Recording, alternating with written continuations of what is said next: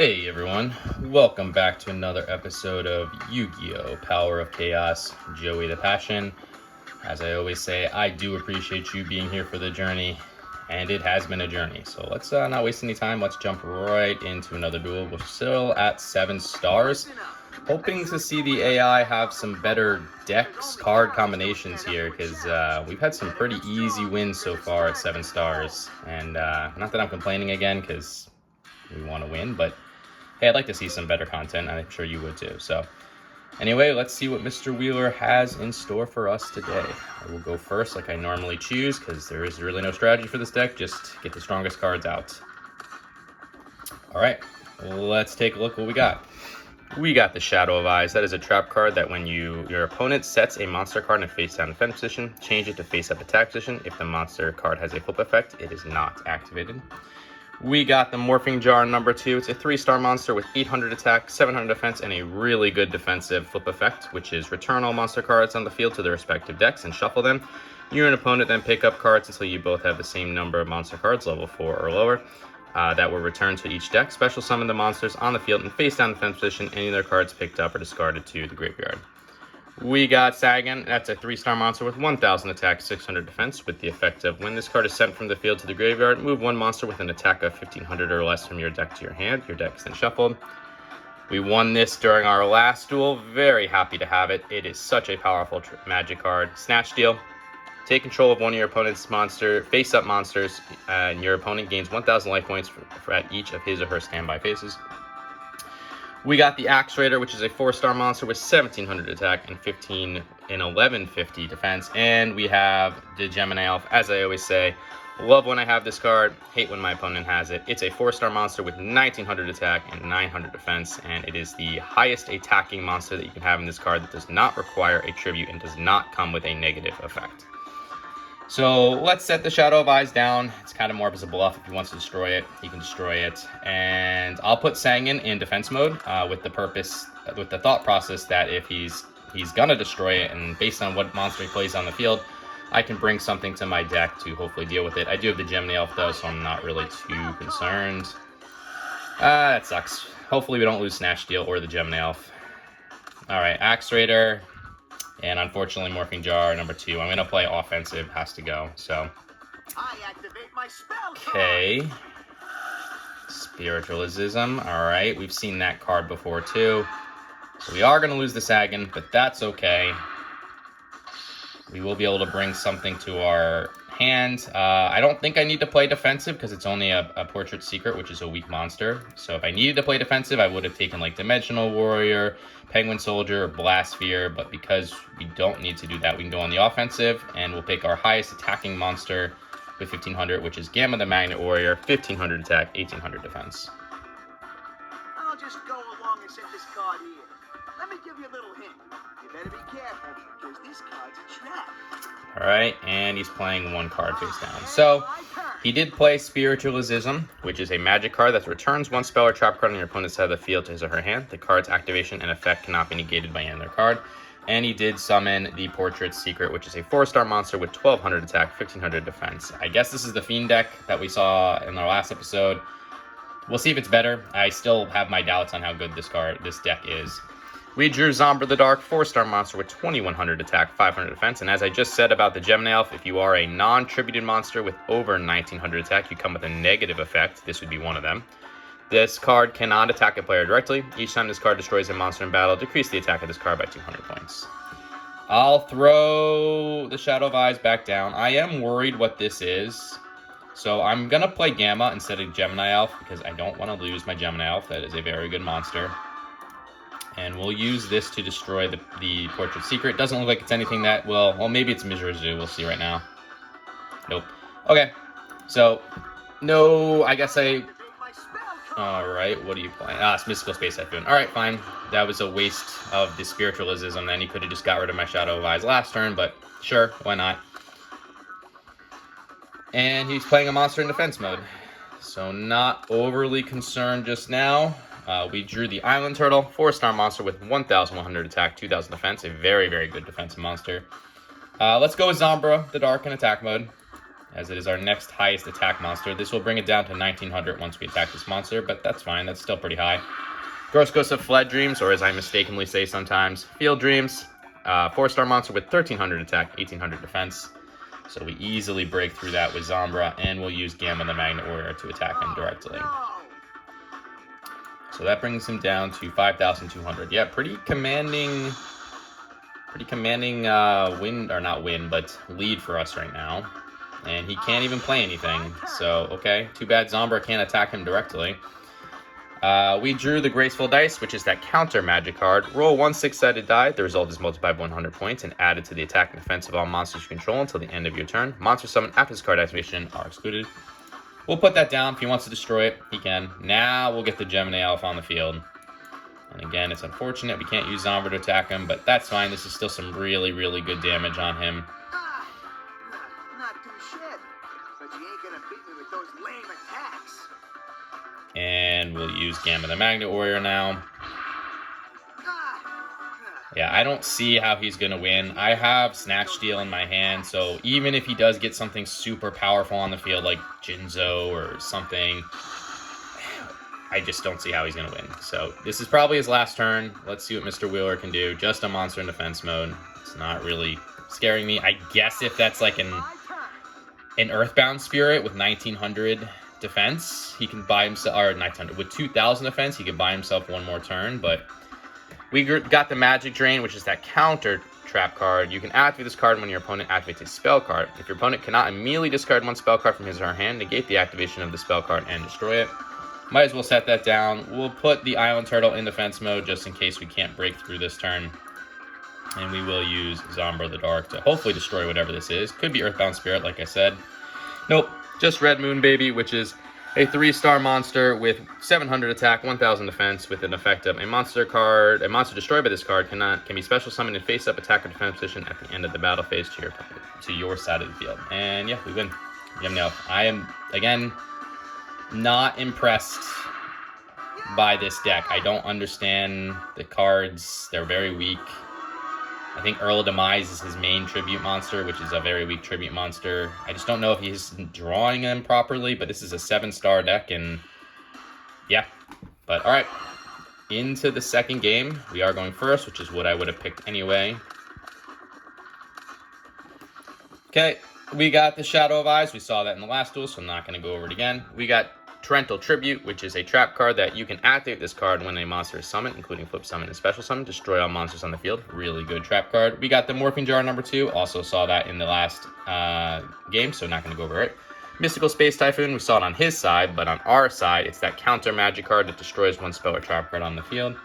We got the Blast Sphere, 4-star monster, 1400 attack, 1400 defense, with a really good effect of when your opponent attacks this monster in face down defense position. This card is treated as an equipped card and is used to equip the attacking monster. Damage is not calculated. The equipped monster and this card are destroyed during your opponent's next standby phase. Your opponent then receives direct damage equal to the equipped monster's attack. And we just drew the Axe Raider, 4-star monster with 1700 attack, 1150 defense. I think we saw that in the last duel as well, so probably didn't need to go over it. But we'll summon the Axe Raider in attack mode, because these two monsters are very defensive in nature, and I don't want to use their effects right now. We'll put the Shadow of Eyes down as a kind of a bluff. If he wants to destroy something, by all means he can. And we'll go from there. Not a bad hand by us. Defensive in nature, but that's okay. We can do stuff. Yeah, let's just use Shadow of Eyes. Let's bring this into attack mode. Might as well. Sure. It's that Dokurubayaka Yoyabi, which is a really weak 3-star monster with 1000 attack, 400 defense. He did play 2 cards face down. We got the Snatch Steal, so we got that last duel. Didn't get to use it, but it is a very good card. I'll put Torrential Tribute down, and I guess we'll put the Blast Sphere down in defense mode, so if he wants to attack it and lose direct life points, he can. I'm wondering if one of these cards is going to be able to stop. Nope. Don't know what those 2 cards are face down, but they didn't stop my Axe Raider from destroying your monster. So, alright. Let's see what he's got here. I mean, we'll see. Alright, Gross Ghost of Fled Dreams again. So we've seen that card in the last duel. So he is going to attack my Blast Sphere. It is going to equip itself to the Gross Ghost, and he will lose it next turn, so I'm not concerned about that card either. Harpy's Brother, new card for us. 4-star monster, 1800 attack, 600 defense, really good. We'll throw that in attack mode. Not going to attack. I know I could do more damage than if the Blast Sphere wasn't activated, but I do want the Blast Sphere to activate. It is the purpose of the card. So, we'll let that happen. Alright, another monster face down. Nothing really scaring me so far. Penguin Soldier, another really good defensive card. 2-star monster with 750 attack, 500 defense. With a flip effective, you can return up to 2 monster cards from the field to your bonus hand. I'll play that in defense mode. And if he doesn't attack it next turn, I can return it to my own hand and keep using that effect. But we'll use the Harpy's Brother to hopefully destroy whatever this is. So off the forgotten. 2-star monster, 900 attack, 200 defense. I don't understand this deck. This is such weak garbage monsters. Okay. Call of the Haunted, sure. Gross Ghost of Fled Dreams, okay, he's gonna lose it. So this is just to protect his life points, I guess. Call of the Haunted is a good trap card, continuous trap card. Select one monster from your graveyard and a special summon in face-up attack position. When this card is destroyed or removed from the field, the summoned monster is destroyed. If the summoned monster is destroyed, this card is also destroyed.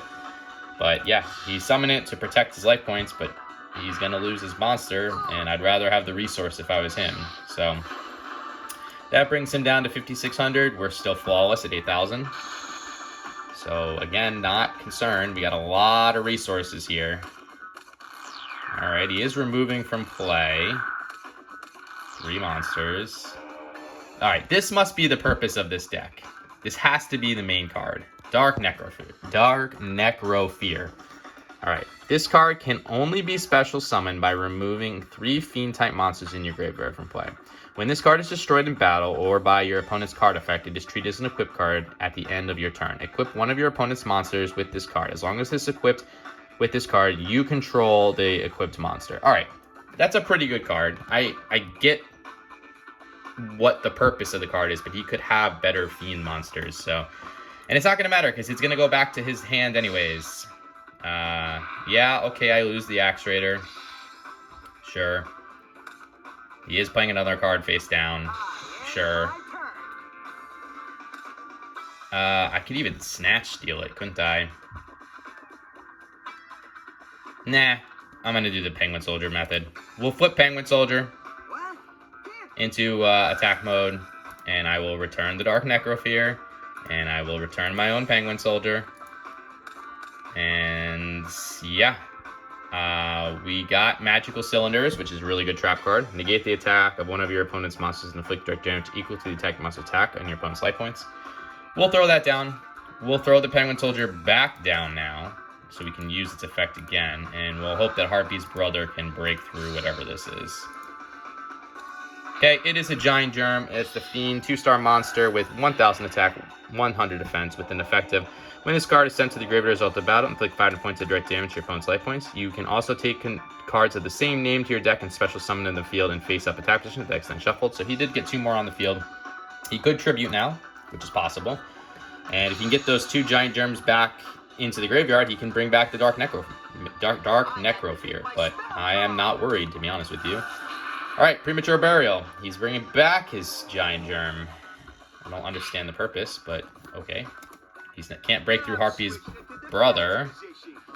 Yeah, I'll lose 500 life points every time I destroy one of them, but not overly concerned right now.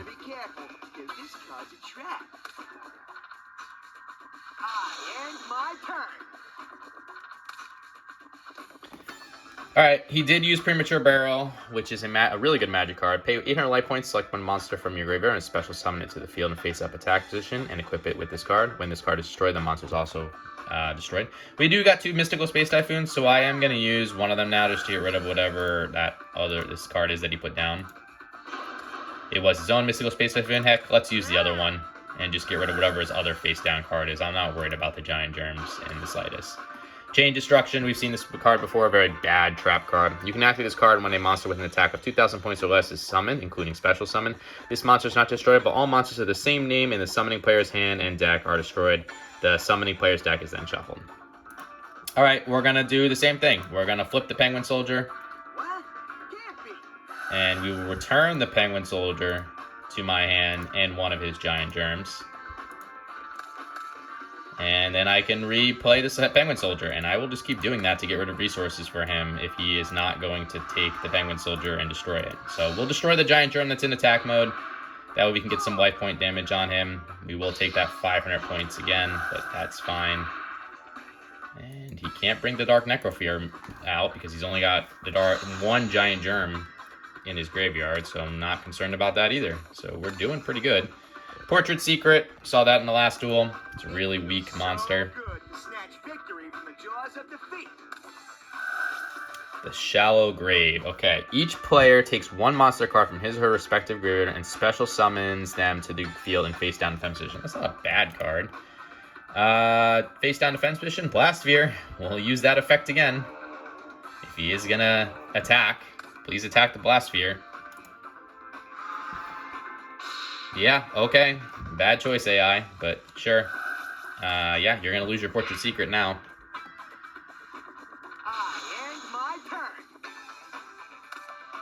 Alright, Mask of Brutality. That is a really good magic card. With a monster equipped with this card increases attack by 1,000 points and decreases its defense by 1,000 points.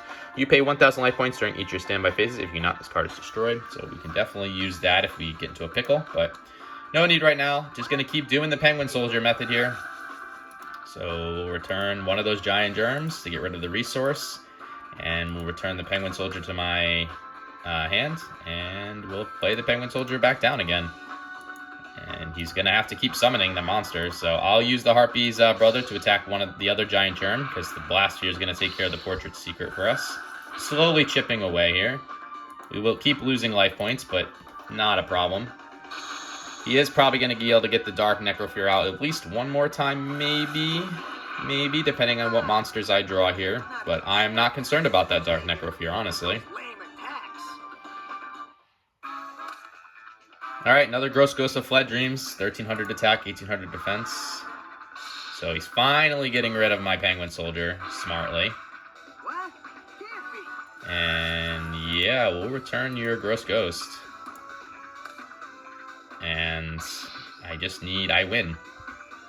So at least we got to see the Dark Necrofear. I understand at least a little bit more of the purpose of the deck, but we drew Harpy's Feather Duster. Don't need it, but destroy all your opponent's spell and trap cards on the field. We're going to activate the Max of Brutality now to increase the Harpy Brothers' attack by 1,000, which is exactly 2,800, and will get us the win. So there we go. At least that duel was a little bit better. I still don't agree with the card selection for the AI, though. You could have a Fiend deck with a lot more powerful Fiends than Soul of the Forgotten with 900 attack, so anyway, we will take the win and hope we get some good cards here, or at least just 3 new cards that can start working towards completion of the set. Okay, 2 out of 3.